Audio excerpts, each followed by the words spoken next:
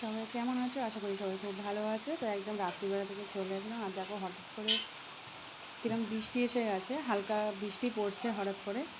তো মানে দেখো রাস্তায় হালকা হালকা ভিজে ভিজে, আর ওয়েদারটা এমন হয়ে গেছে কিন্তু জানি না ক্যামেরায় কতটা বোঝাই যাচ্ছে। তো দেখো কি সুন্দর ওয়েদারটা, বেশ ভালোই লাগছে, জানি না তোমরা বুঝতে পারছো কি না। কিন্তু বৃষ্টি পড়ছে, তোমাদেরকে দেখানোর চেষ্টা করছি যে বৃষ্টি পড়ছে। তো দেখো মানে হালকা রাস্তা ভিজে গেছে, তো জানি না তোমরা বুঝতে পারছো কি না। তো যাই হোক, তো রাত্রিরে হঠাৎ করে বৃষ্টি পড়ছে, আমি নিজেও বুঝতে পারিনি। দেখো রাস্তাটা পুরো ভিজে, দেখো মানে হালকা হালকা যে টিপটিপ করে জল পড়েছে সেটা বোঝা যাচ্ছে যে খুব বেশি জোরে জল পড়ছে না, টিপটিপ করে বৃষ্টি পড়ে যাচ্ছে। আর হাওয়া চলছে বাইরে, মানে এত জোরে হাওয়া চলছে, জানি না এবার দেখেছো, বুঝতে পারছো কি না। বোঝা যাচ্ছে বৃষ্টি পড়ছে আর কি। তো দেখো সকালবেলাও চলে আসলাম, সকালবেলাও দেখি বৃষ্টি পড়ছে।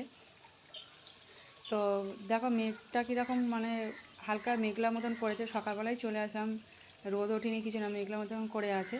তার পুরো একটা কুয়াশা ভাব রয়েছে। তো দেখেছো কুয়াশা ভাব কীরকম, দূরে বোঝা যাচ্ছে যে কুয়াশা ভাব, আর কাছে বোঝা যাচ্ছে হালকা। তো দেখো এত কুয়াশা আছে কিন্তু বোঝা যাচ্ছে না ক্যামেরা অতটা, কিন্তু সকালবেলা বৃষ্টি এসে গেল। এত জোরে বৃষ্টি পড়ে, মোটামুটি জোরে পড়ছে বৃষ্টি। দেখো রাস্তা পুরো ভিজে গেছে, রাস্তাটা ভালোই মোটামুটি ভিজেছে। আর ওদের দেখো ছাদে পুরো জল, ওদের ছাদে পুরো বৃষ্টি, আর আমি ওপরে যাচ্ছি যেহেতু বৃষ্টিটা পড়ছে ওই জন্যে। তো ছাদে ওই জন্য আসলাম আর কি।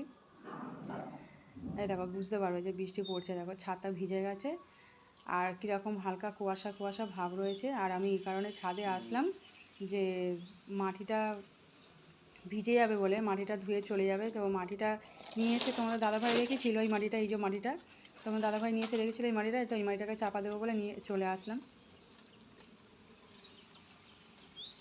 আর দেখো পাখিগুলো কিন্তু ডাকছে, পাখির আওয়াজও পাওয়া যাচ্ছে, ছোটো ছোটো পাখি হয়তো গাছে বসে আছে, পাখিগুলো ডাকছে, কত সুন্দর আওয়াজ, ভালো লাগছে সকালবেলা।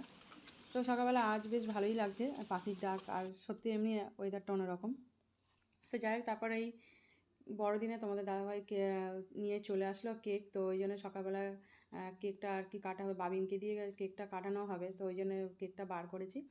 আর কি বলতো, এবছরে না সেইভাবে কিছু করলাম না, আর গির্জা তো এবারে যাব না আর কি, যেহেতু বাড়িতে একটা প্রবলেম হয়ে গেছে, তো সেই জন্য সেটা বাড়ির ফ্যামিলি ব্যাপার, তো সেটা আর কি বলছি না। তো বাড়িতে একটা দুর্ঘটনা, মোটামুটি বলতে পারো দুর্ঘটনাটা ঘটেছে, তো সেই জন্য আর কি সেরকমভাবে কিছু করছি না। তো যেহেতু এদের জন্য কারণে কেক ফেক নিয়ে আসা হয়েছে, তো কেক কিনে নিয়ে এসছে তোমাদের দাদাভাই, যাতে ও কাটবে কেক বাবি, তো সেই জন্যে।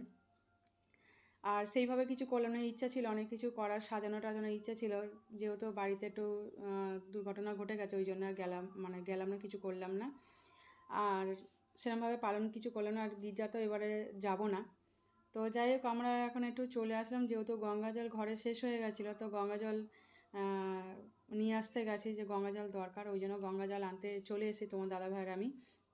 আর দূরে দেখো ওই একটা লঞ্চ যাচ্ছে, বেশ ভালোই লাগছে। আর নৌকাও দেখো কি সুন্দর, সামনে দিয়ে নৌকা যাচ্ছে, আর দূরে ওই একটা লঞ্চ, বড় একটা লঞ্চ যাচ্ছে। তো জল নিতে চলে যান, যেহেতু একদম একটুও জল ছিল না, জল শেষ হয়ে গেছে। আর রেগুলার সন্ধেবেলা তো কী বলো তো, সন্ধে দেওয়ার সময় তো গঙ্গা জল লাগে, আর অনেক কাজেও লাগে, তো ওই জন্য গঙ্গা জল ভাবলাম এই সময় কিনে নিয়ে এসে রেখে দিই, তো ওই জন্য তো চলে আসলাম। আর সন্ধেবেলা কী বলো তো, আমরা সন্ধেবেলা একটু চা খাচ্ছিলাম, আর আমাদের সামনে বাড়ি একজন থাকে, তো ওরা হচ্ছে খ্রিস্টান, আর ওরা দিয়ে গেছে, এটা তোমাদেরকে দেখাতে ভুলে গেছিলাম। তো অলরেডি ওরা একটু খেয়ে নিয়েছে।